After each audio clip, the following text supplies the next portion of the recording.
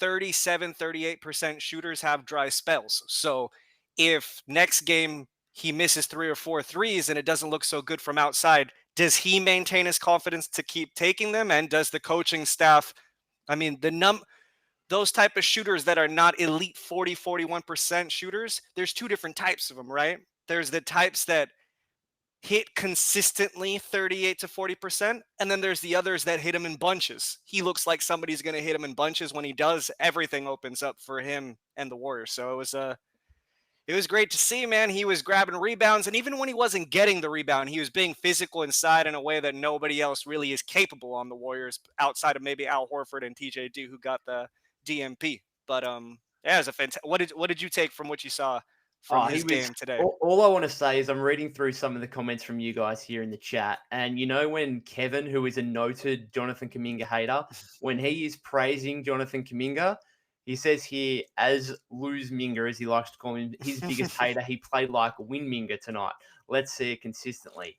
And he would go on to say, if I can just find it here, he was good, high motor, which is inconsistent for him in the past. Good flow on offense, aggressive and good on the ball on defense. Still some lapses, but loved his rebounding tonight. The 3-point shooting, I think, is the most important because I was still concerned in the first half with some of the spacing issues when you've got Jimmy and Draymond and Kuminga on the floor together. Because it's weird, you're going smaller in that kind of lineup, but it's still not opening up the floor in a way that you would necessarily like with the spacing. So that's probably the biggest factor is if Kuminga is a legitimate, as you say, 37, 38% three-point shooter.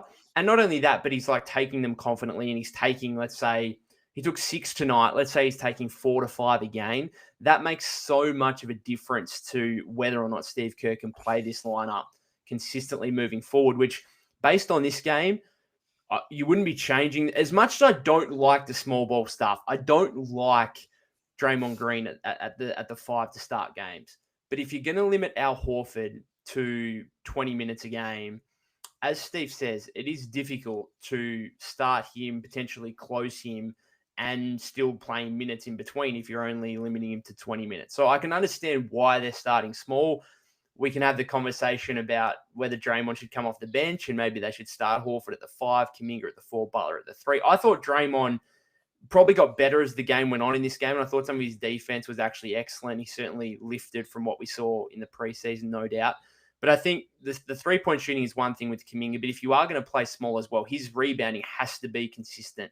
And to go and have 9 rebounds in this game, man, just so many positives. So many positives. Again, the 3-point shooting, the rebounding, the way he's moving the ball. He had 5 assists in the first half, 6 for the game. I saw the bookmakers in Australia had ridiculous value on him to have like 2+ or 3+ assists. And I was like, I'm loading up on that because, man, what we saw in he averaged like 4 in preseason in limited minutes and got ejected in that game against the Blazers. So, yeah, what's some early takeaways from you? You brought up with Draymond starting at the 5. Again, there's a lot of hype around the Lakers roster every season because Vegas always has to adjust for irrational confidence from their enormous fan base and overbetting them. They don't really have a starting level center, so I don't know how much we should make macro perspectives on who plays the 5 for the Warriors based upon, in the first game, which I unfortunately didn't get to see the end of because I had to start teaching when the Rockets were playing OKC, but the Rockets have 3 guys that would start ahead of DeAndre Ayton. So macro perspective on the 5, we still need to see a little bit more, even a small sample size to make some judgments. But again, like you said, if the 3-point shot is, even if it's not being drained, if it's being respected by Kuminga, and if we can find Butler a couple of those like that early from the corner 3 that looks more like his shot. I know he likes the wing corner 3, but I think that corner 3 just a little bit shorter because he's got that line drive shot from distance might be a better high percentage shot for him. And if he can just make the defense respect him out there in the corner by taking one early, might be beneficial for this lineup that on paper has no shooting from the 3, 4, 5. But as long as one of those guys is draining it early, it kind of changes the chemistry of the geometry of the court later in the game, regardless if they are non-shooters.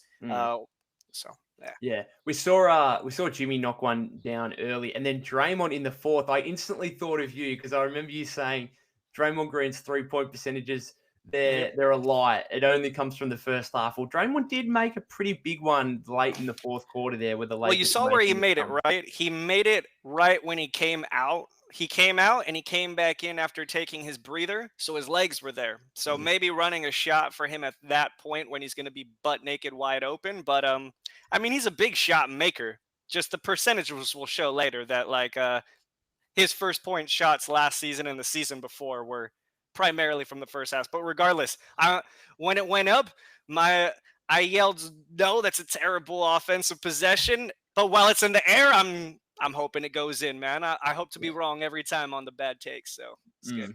That's it. Now, Now, just what did you think sorry, go on. about Brandon Podziemski's break? He was breaking the paint all night. Yeah, he didn't finish too many times, but he was touching the paint, looked effortlessly. There's a lot of talk of there's no one to guard Luka Doncic.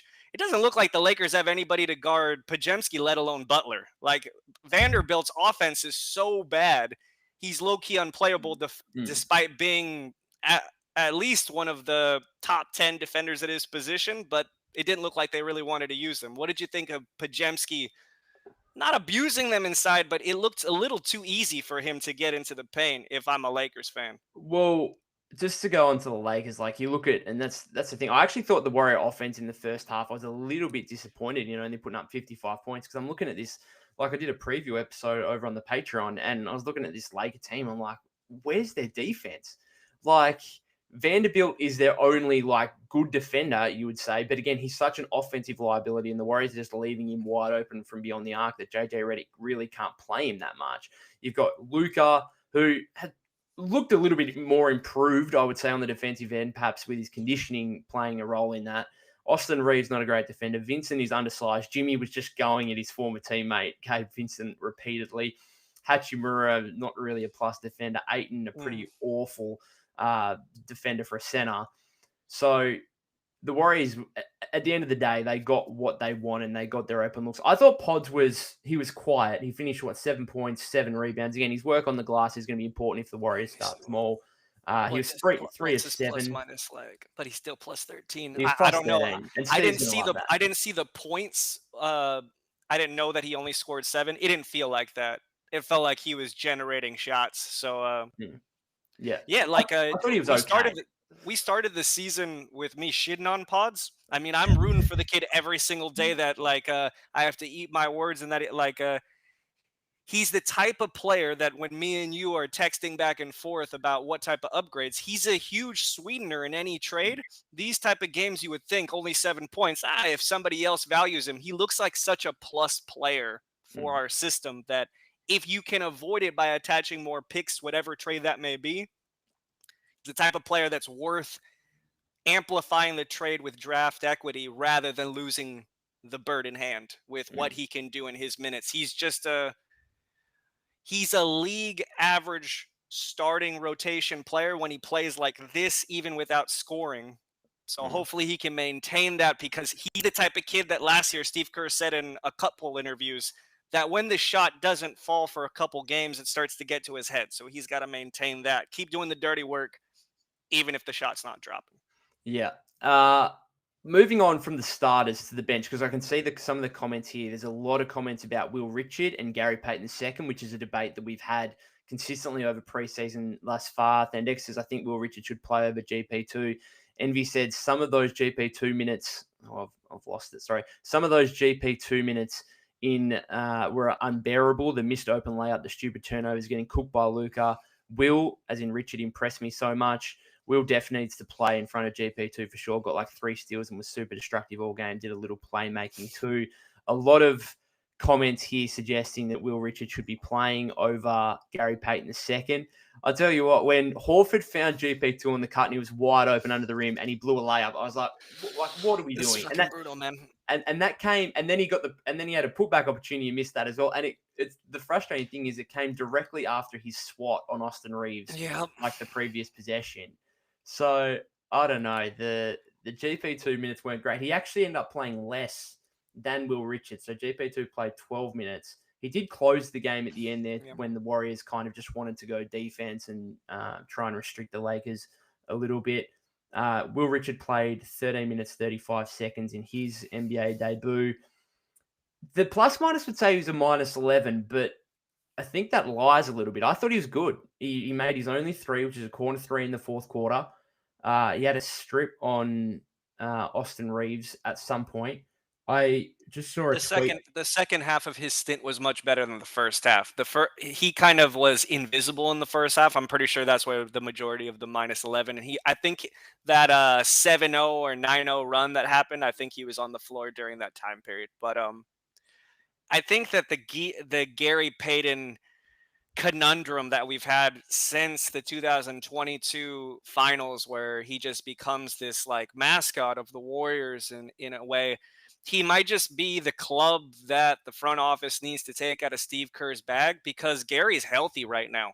Mm, We've seen last year where when he's healthy, he still looks like an all-world defender. There was nothing in this game that made you think that if he didn't have the name on his back, that people be pointing out Gary Payton II is like this, you know, per 36 top 2, 3, 4 defender in the league, full stop, regardless of position. There's nothing mm, that implies that if it's not Will Richard, like we didn't have Moses Moody in this game. yeah. So right when I see JK start playing, I'm just like, if I'm Moses Moody's mom, I'm just fucking upset already. I can already see the future, yeah, of his minutes just dwindling away. And it's not Yeah. that hard. You just pull Gary Payton completely out of the rotation, but we know that won't happen. So when a trade happens, regardless of how small or how big, front office might want to throw Gary in there just for that specific reason. Take him away from Kerr. I look, he was okay. He wasn't terrible. I've seen worse games from him, but I think, as you say, when Moses is back, when D'Anthony Melton is back, like a fully healthy rotation, which we're not going to get a fully healthy rotation too consistently, but ideally come playoff time, GP2 is probably not part of the rotation. Steezy says, Kuminga played well tonight. Now time for consistency. Draymond Green plus 20, Horford minus 10 for the game. Why the Draymond hate? I'm not hating on Draymond. I thought he was good. I thought he got better as the game went on. He had that good M1 driving layup on Jackson Hayes. Got some deflections defensively in the fourth quarter, which I think was important. Had 9 assists for the game and 7 rebounds, Draymond Green. So again, did his usual, just impacting the game in every single way. Did have 4 turnovers, though. I'm seeing that he led the team in turnovers, and some of those were egregious. Yeah, I think if you Yeah. want to make the argument that he did not play well, when you see those type of passes, it's just like, maybe put the ball through somebody else's hands in the first action. Mm, Yeah, we're yeah. so used to Warriors basketball means it's got to touch Draymond's hands. Maybe just break that rule later in the game, earlier in the game, somewhere where you have Jimmy Butler, put the ball in Jimmy Butler's hands more often, even when he's not planning to be the scorer. But Mm, back to Gary Payton, I didn't think he played poorly either. I thought he played fine. Yeah. yeah. What my point is that he's fine right now and he's healthy, Yeah. because later he will be healthy, he'll be playable, but he'll be banged up. And we've seen that version over the last 2 years, that it's just mediocre at best. But Mm, because Steve Kerr knows that at least his IQ is so high, he has this concept that it elevates the team. That's why he's playing the crunch minutes. He elevates the IQ of the defense, and he won't hurt me on the offensive end. His shot's broken. Every time he takes a three-pointer from the corner, that's exactly what JJ wants him to be taken. JJ Redick hopes that every Warriors possession ends in a GP2 3-point corner shot. So, yeah. regardless of the distance of the nearest defender. Just Slater just mentioned a quote here from Steve Kerr. Will Richard looks like he's in his 7th year. He doesn't look like a rookie out there. That was a direct quote from Steve Kerr after this game. What did you make of Horford? Because he made his first 3, and then I thought his rebounding work early was good, but he wasn't as good in the second half. What did you make in terms of his debut? Yeah, so he's got a minus 10 here. And one of the biggest reasons that he lacked effectiveness, I had taken note of this in the preseason in every single game, that we're feeding him inside like he is an above average finisher at the rim. And he may have been for a long part of his career. This is not that part of this career. And I think it's less to do with his possibility of future impact and more to do with the team and him have to realize that that's not where his bread is buttered anymore. Like if he was a couple steps away from the rim, that should deter his efficiency. But I think his finesse level against any size big is still there. But if he's there against even these young guys who aren't very good, they just jump a little quicker and he's a step behind. So Curry, not just today, but in some of the preseason games, has fed him inside, trying to like feed the big man. Yeah, get him to run the floor. It seems like that's not the best usage of their offensive tech. Maybe Mm. better for him to step out a bit or just stay out on the perimeter and take the majority of his shots. Even if they're not falling, I think it's better than him trying to out jump whatever defender on him, even if that guy's Jackson Hayes child who's, destined to play in Taiwan 3 years from now.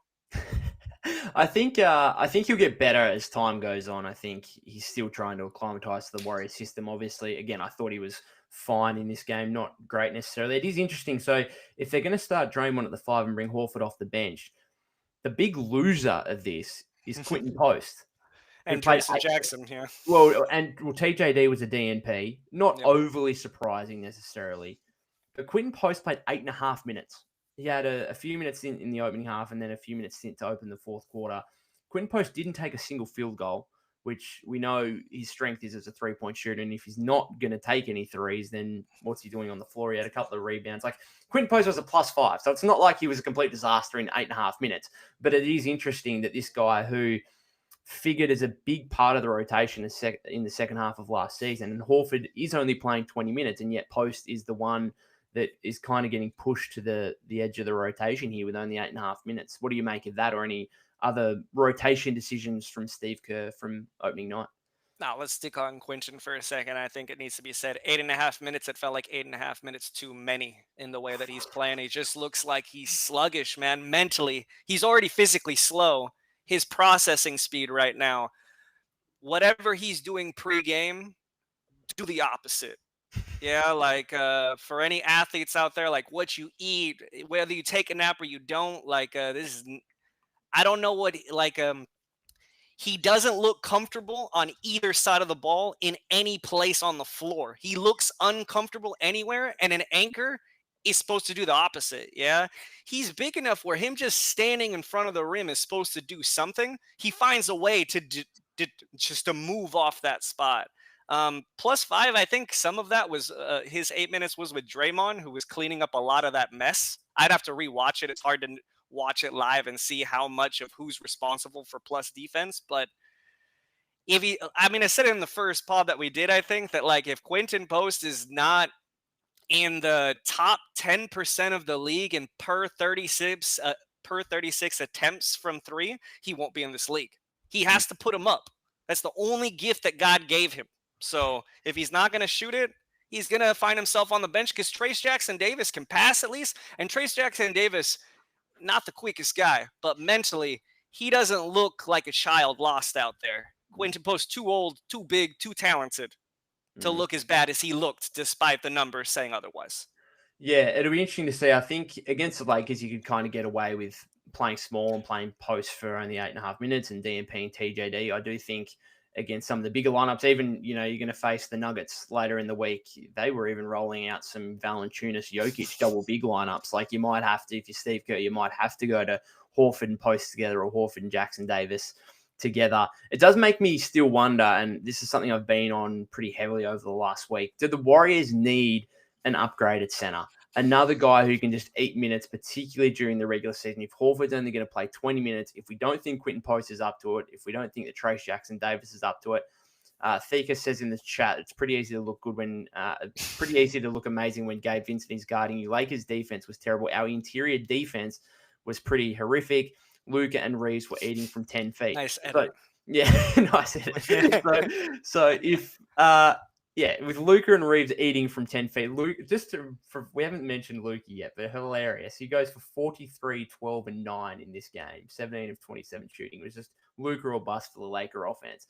But do the Warriors need a genuine 7-foot shot blocker? I was thinking, and you and I, we drum up trades all the time, potential trade scenarios. Yeah. Who would say no? This is legitimate. Who would say no if the Warriors offered Brandon Podziemski to the Utah for Walker Kessler? in just like a straight swap.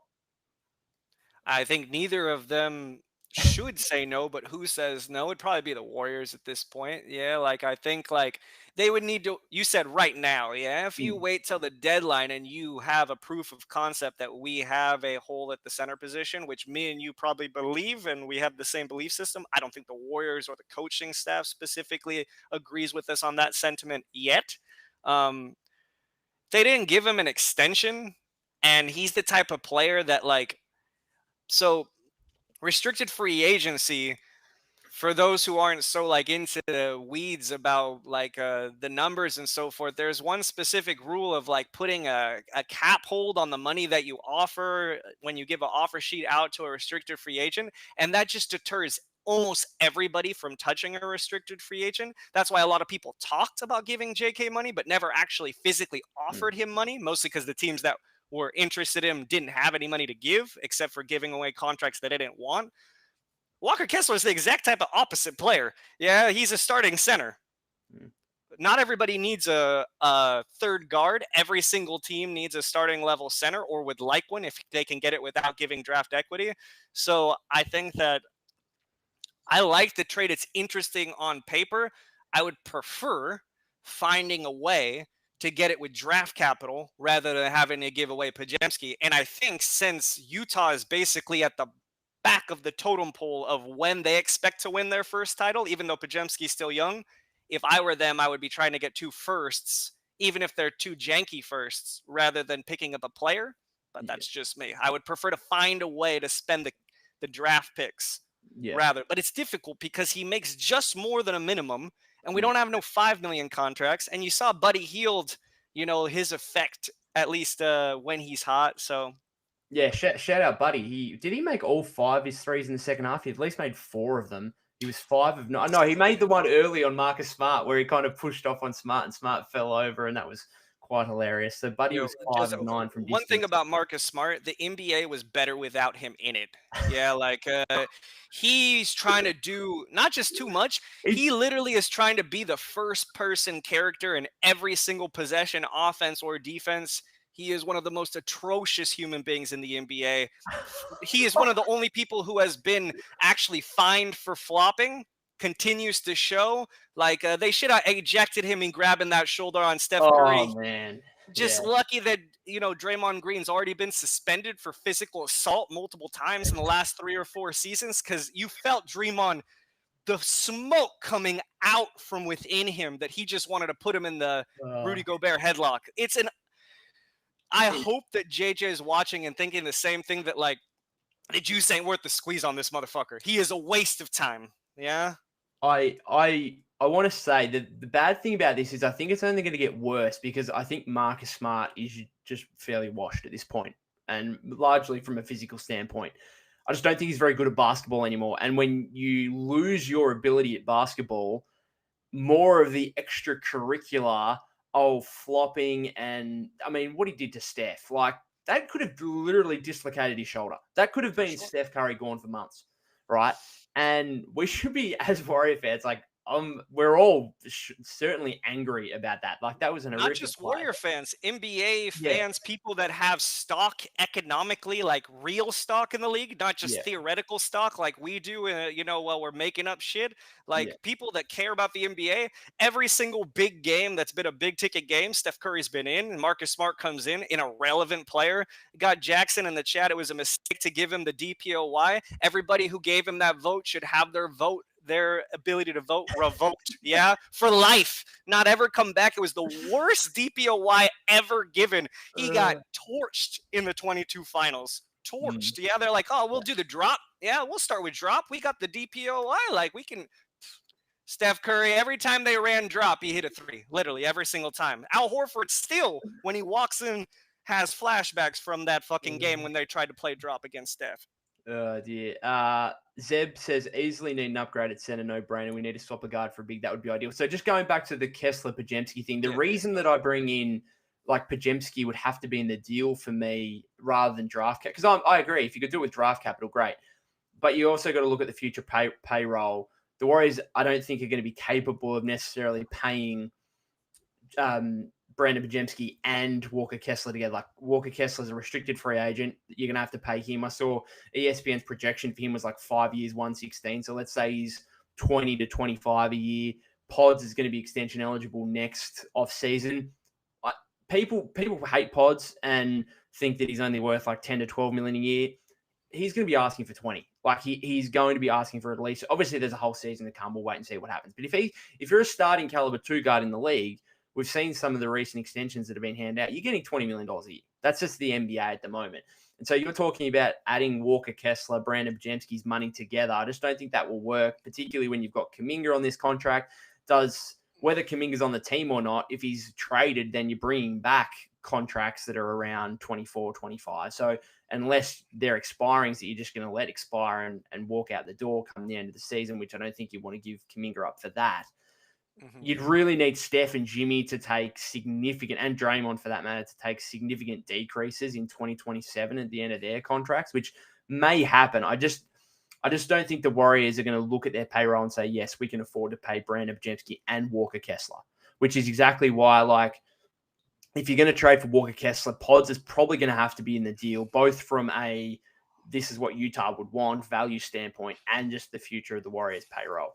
I think again, we're one game in, the Warriors win, so we shouldn't really be talking about trade discussion necessarily, but I think it's a really, really fascinating No, I think the Walker Kessler thing is something to talk about right now, though, because he only makes $5 million. Yeah, all the Bam Adebayo, Laurie Market, and Derek White talk that can wait for a second. Yeah, we need a small sample at least, not just of the Warriors, but of those players themselves. But Kessler can be acquired without really touching the rotation. Yeah, you only have to send out one player.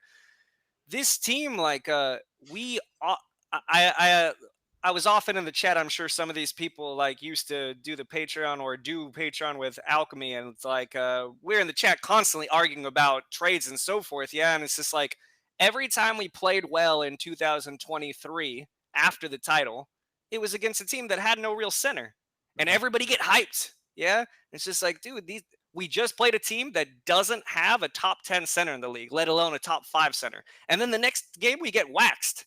And it's like, I'm not saying that's what's going to happen. I think this team is significantly better than the versions that we've seen, mostly because we have Jimmy Butler, who today played like a top 15 player. Yeah, but adding someone like Walker Kessler, especially, I was really surprised watching him in that last preseason game together with Laurie. It looked like his handle was tighter than Laurie's. I had no idea that he grabbed a rebound off the board, took it full court, and then kicked out to a 3-point shooter like he was a power forward. And I'm not saying that I think the best thing about picking up somebody like that, even if it's not him specifically, somebody who is a plus real starting center, is that even if it costs you a lot, it doesn't mean you have to be married to him closing. Yeah. He can soak up a huge important part of the game, and you could still go small and close whenever the situation calls for it. So I think that's something that they should really be looking into, because we're going to see how many times is Al Horford not going to play back-to-backs where it matches up with another one of our veterans. And that's a lot of games where all of a sudden it's not how bad Trace or Post is, it's that we're already light in our rotation. So you take one guy out and all of a sudden it becomes amplified. So getting any sort of starting level center would be a gigantic effect. I think they can pay for it, in my opinion. If you heard the TK latest interview with Joe Lacob, he's talking about upgrades already too. So anybody who's saying it's too early to talk about trades, Joe Lacob's on the mic doing the same goddamn thing, and he's looking for upgrades. Upgrades cost money. Next year, if it costs going into the second apron and it restricts our ability to get a mid-level exception signing, so be it, regardless if it's for Kessler or someone else.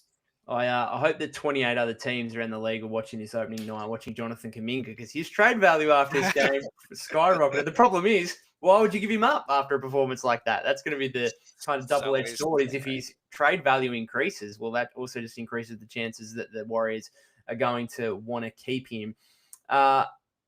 Let's talk about Jimmy for a second, because I feel like we've gone for half an hour and not really spoken too much on Jimmy Butler.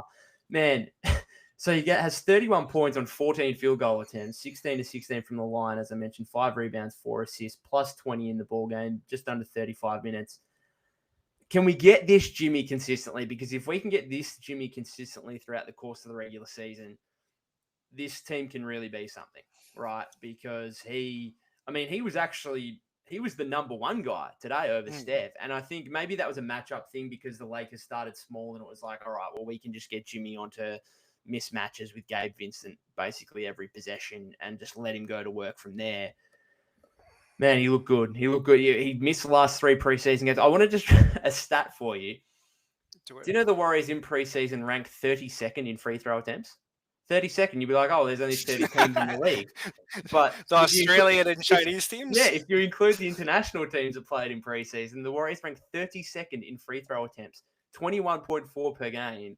Jimmy, of course, played the least amount of minutes of any Warrior player in preseason if we're not including Tavion Kinsey and Marquise Bolden. If we take those 2 guys out, Jimmy played the least amount of minutes in preseason. He comes back, bang, straight away, 7 of 7 from the free throw line in the first quarter, 10 of 10 in the first half, 16 of 16 for the game. Warriors take, what did they end up taking? 29 as a team, again, going 26 of 29. So the impact that Jimmy Butler has on this team is remarkable, isn't it?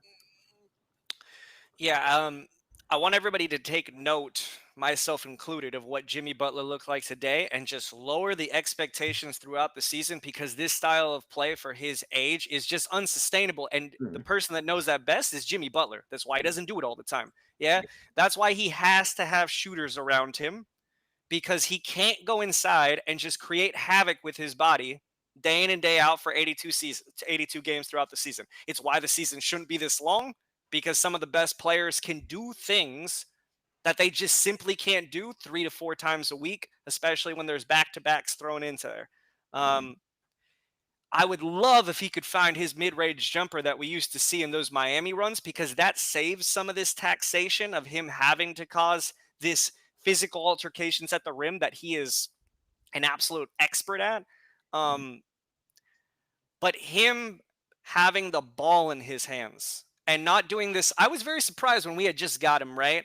We played him off ball inside, almost like feeding him on the post a lot, which I was like, oh, I had no idea that was the way that they were going to be utilizing him. I thought he was going to be playing point forward down the stretch in games and kind of, picking his spots in first halves because that tended to be the style of play that they used him in the postseason for Miami in their 2 finals runs. But that's the big question about him and Draymond's fit in fourth quarters is that Jimmy Butler is most effective, whether he's going inside or not, with the ball in his hands in fourth quarters. And that's why him and Steph are a perfect fit. Now, pretty much every single superstar in the NBA is a perfect fit with Stephen Curry, but specifically guys who can handle the ball, create, pass, facilitate. Jimmy Butler is one of the best offensive engines in fourth quarters, specifically playoff basketball, because he's a generator of great shots. Yeah, Draymond made that one big shot. That's the question of the fit. Because Al Horford, I know he had a bad game. Al Horford will have some great games where he hates some big shots as well late in fourth quarters. I think everybody around the league knows that's why he was probably the biggest steal of any of the low market free agents. So that's a question. But Jimmy Butler played fantastic today. I expect him to continue to play fantastic, but within a certain parameter. It was a big game. It's opening day. He's in Staples Center, not Crypto Arena, Staples Center. Yeah, he's gonna make a statement, but he can't play this way all the time. He's a guy who gets banged up. Yeah. My take on it. Zeb says Jimmy's free throw effect is his greatest asset he brings, and he finally wasn't passing up open layups to pass it out. Absolutely. Cece says, I just don't think Kessler fits the Warriors system. The bigs need to play fast. There's a reason they don't just pick any random big. What I would say in response to that is just exactly what you said before. It's not like he would have to necessarily close lineups. It's not like he'd have to play 30 minutes a game. Just eat up minutes. Be a positive out there in a way that Quentin Post and Trace Jackson-Davis just aren't right now, it must be said. And as a result, Steve's limiting their minutes. Zeb says Jimmy needs to run pick and roll with Steph, not Dre, more often than not. Just a few quotes here. So fun fact for you from Sam Gordon here of the San Francisco Chronicle says that Jimmy's 16 of 16 free throw shooting was second in franchise history to Rick Barry for makes at the free throw line without a miss, That's what's up. if you don't mind.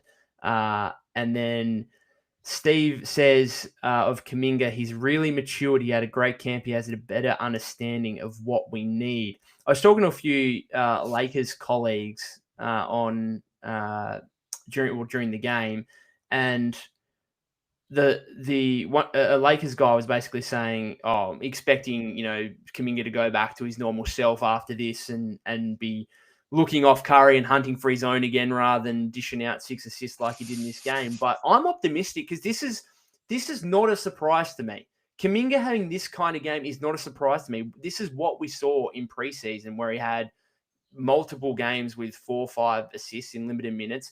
He was, aside from the one game against the Lakers where he had 0 rebounds, I think, for the game, he was very active on the boards. I don't know, because that's the biggest thing from this game is, and some people said in the chat, like it's about the consistency with Jonathan Kuminga, bringing it on a nightly basis. Are you optimistic that they can get this on a regular basis from him? It's a difficult question because I don't think it just lies in his hands, right? It's not just him that has been inconsistent. Like, if Moses Moody wasn't hurt, this game doesn't happen. Full stop. Yeah. Absolutely. So, like, right now, Jonathan Kuminga's bought in and Steve Kerr's bought in Jonathan Kuminga. And we've seen moments of this every single year. Rookie year, he played a bit, did play in the playoffs. Yeah. There was stints where he looked like the second option for the next couple of years for little spots throughout the year. He played it within the system and Steve Kerr believed in him. And then one of the two kind of tugged in one direction and it started to dip off. So again, it's just like we started with the 3-point shooting. If he can be a league average 3-point shooter, it's all of a sudden him being so on defense at times becomes bearable. Yeah. You can't have a non-shooter who's a non-plus defender. Yeah. But if he can hit 38% from 3, he can maintain his minutes regardless of if he's the defender that some people think he is. There was nothing we saw today that implied that his defense as a wing makes him irreplaceable. I've seen that in not just the chats on your videos, but on everybody's videos. If JK is traded, there will be a JK size hole in the Warriors rotation. JK doesn't play like a 3 on defense, unfortunately. Yeah, he's trying to finesse Luka Doncic, who is possibly the generational finesse player of our era, and like he needs to get more physical and get inside. That's why Moses Moody will, if we play these guys in the playoffs, which we won't because the Lakers will not make the playoffs, but if we did play them in the playoffs, Moses Moody would get the assignment to cover Luka because he gets physical with him. And so, but will it stay consistent? I think for the next month. I hope that JK continues to start because Moses Moody is more mature to deal with the fact if he plays off the bench. Jonathan Kuminga has always been more impactful when he starts because he feels like you've scratched my back, I'll scratch yours. He got to get rid of that mentality, though, if it's going to maintain, because Steve Kerr and him, although cordial, get along, they've never had big arguments. They don't particularly love each other. That's a known fact. Yeah, so I hope, though, that he plays so well that if there is a big trade to be made, that people look elsewhere. Yeah, I don't want to say his name again for trades because everybody's going to just jump in. They'll never trade Draymond Green. It's impossible to trade Draymond Green. But, like, I hope that if there's a big upgrade to be made and we need a $25 million contract, that more people say, well, maybe it won't happen, but it would make more sense. Why would you trade this 23-year-old wing who is low-key unstoppable at times? Yeah, it's not just this year. It's not just this preseason. JK has been low-key unstoppable when playing correctly. Yeah, and it's not just in the system, just when he has his head on straight. But again, it's not just him. There's two people in that equation.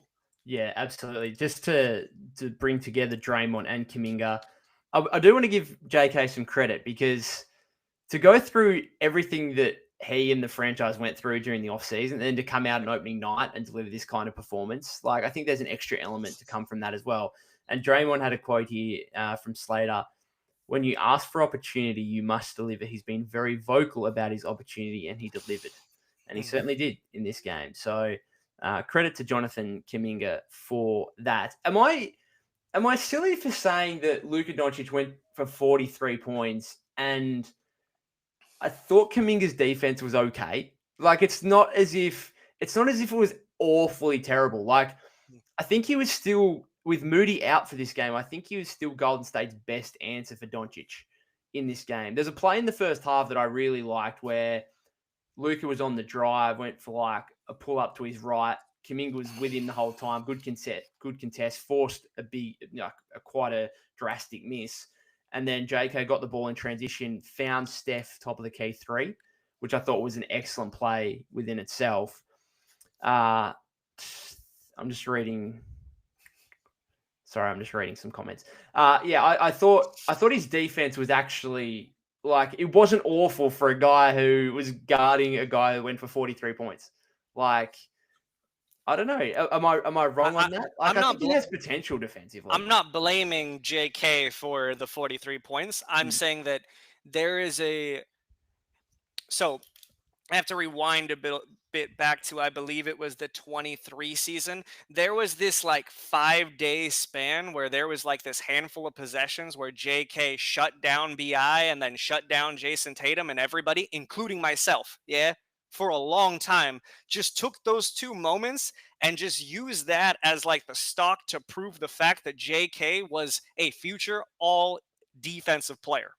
Since then, there's been no proof of concept of that. Yeah, so that's more of the issue, is like, is JK a league average defender at the 3? Now, to be a league average defender at the 3 is wildly difficult. There's very few players that fill that criteria. You have to have size, feel, IQ. You can't be 6'5" unless you're crazy brilliant at schemes. Yeah, but with the defense, I think one of the things that people misunderstand, not just like the casual fans, it's the analytic guys. This what is a quality shot? It's a quality 3-point shot is when there's not a defender near you. But I think a lot of these big guys, they prefer a defender on them. It just depends on who. And it doesn't matter that the defender made a mistake that you can visually see. It's that when someone's comfortable, they score at will, and it takes so little psychological effort. Luka lived rent-free in JK's head all night. Not that he was doing anything terribly wrong, not that anyone would have done any better outside of Draymond. I don't know why Draymond didn't take a little bit more of it. I think they'll probably save it if necessary. He looked like Draymond almost never took that assignment.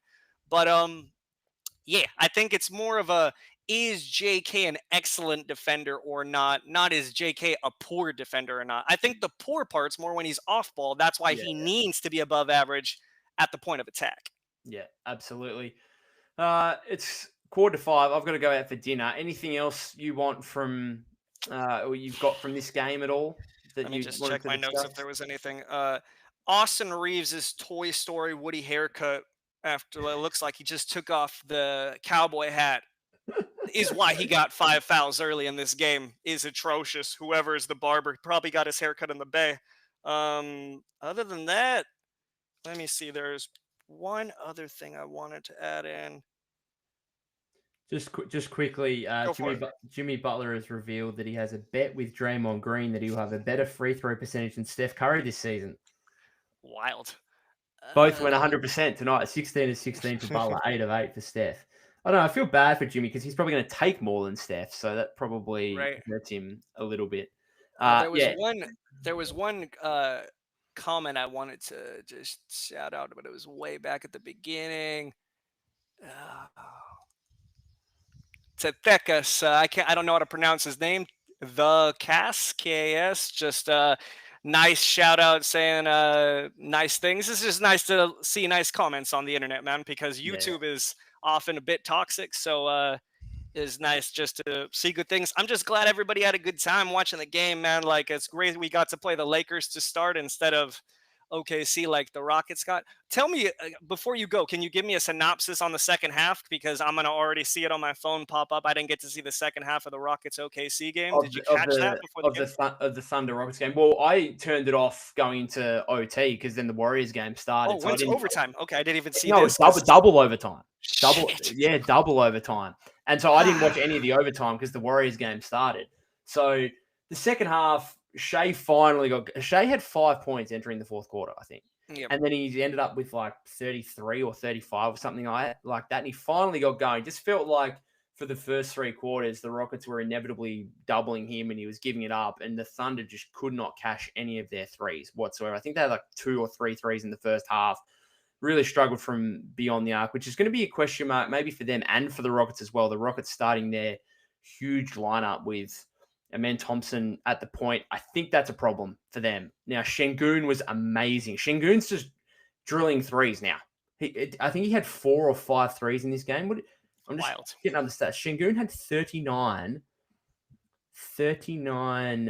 11, and 7 for Alperen Şengün. 5 of 8 from 3-point range.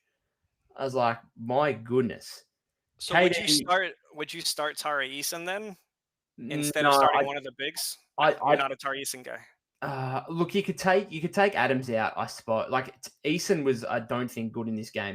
Eason was 1 of 6 and had 4 turnovers brutal. in this game. Scored Brutal 3 game for points. him. And Reed Shepherd, didn't love what I saw.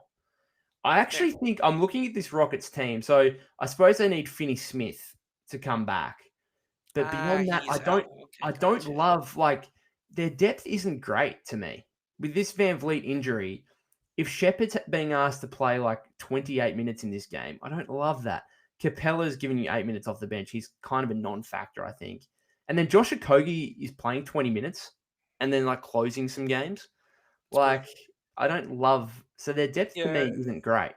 Big picture with Reed Shepherd, it's like if you're going to go for Kevin Durant, if someone still has a shitload of Reed Shepherd stock around the league, one of the other 29 teams, it seems logical that they're the one that picks up the bill of like letting that, little Pikachu grow into Raichu, which I don't know. I've never really understood that pick because I heard I don't really watch college stuff. Yeah. So then when he got drafted and the way people were talking about him and all the pods, I was like, couldn't wait to see the kid in preseason when he got drafted. And then you see him and it's just like, that archetype just kind of has bled out of the league. So I'm curious of how good he needs to be offensively just to be playable in the postseason. He's not even playing near that on offense in the regular season. So it's an interesting player to be playing almost 30 minutes. But yeah, that's interesting. I thought they had more depth. The Dorian Finney-Smith being out, but like Dorian Finney-Smith is not going to play 75 games. So it's an interesting aspect. But anyways, I'll let you go, man. You got to get out, yeah? Well, I do need to go. I just wanted to ask you one question just to finish it up with something personal. Have you played much basketball before yourself, like back when you were a kid? I didn't play basketball growing up. I played baseball and I was a water polo player. So water polo is a little bit similar in the rotations. The one game I play now is basketball because I go to the hoop and just shoot. But the young kids at the hoop often ask me to join them. I have no business running around trying to chase people and blow one of my knees out. So it's mostly just shooting and playing horse and stuff like that. Well, the reason I ask is because I was going to ask, have you ever been posterized before? Because for the first time in my life, and I think the only time in my life, I got posterized last night in a game of social league basketball. And what guys are doing playing Tuesday night social league in Division 2, it must be said, in Australia, dunking, I have no idea. Like, get out of the league. But I got legitimately... I need to go back to the center and I need to get the CCTV footage. I got posterized and I want to see it. It was that crazy. I was playing last night, fast break opportunity for the other team. I was like, all right, let me try and get back on defense, put a bit of pressure on the guy. He kind of looked back and saw me, and then he went for the layup, and he absolutely smacked it off the backboard. And I thought, oh, great. Like, I actually like made him shit himself kind of thing and missed the layup. Turns out, no, it was just a pass off the backboard. And all of a sudden, like, I'm like, oh, that's missed by a long way. I'll go around and get the rebound. And then this guy just skies in. Like this 6'3", 6'4" guy skies in and just dunks on me off the backboard. And I'm just like, mate, I'm 28 playing Tuesday night social league. I don't need this. Like, it was just wild. Also, same game. That was probably not the wildest thing to happen in that game. Some guy for them made 12 threes in the game. Brutal. Had 40 on 12 threes, probably 25 attempts maybe. He was jacking them up towards the end, but it was wild. Anyway, finish it up on me getting posterized. Thank you very much to everyone who has tuned into this or is watching it afterwards, listening via the podcast feed. because I'll put it up there as well. Warriors play the Nuggets on Friday, I believe, or Thursday, I believe, and then Thursday for them, Friday for us. yeah, correct. And then the Trailblazers the next day as well, first night of a back to back. So we won't see Al Horford then. Back for a potential podcast before then, otherwise a live stream or two as well after that. Stevie, thank you very much for coming on. Thanks for having me, man. Take care. Enjoy your Appreciate dinner. appreciate it, guys.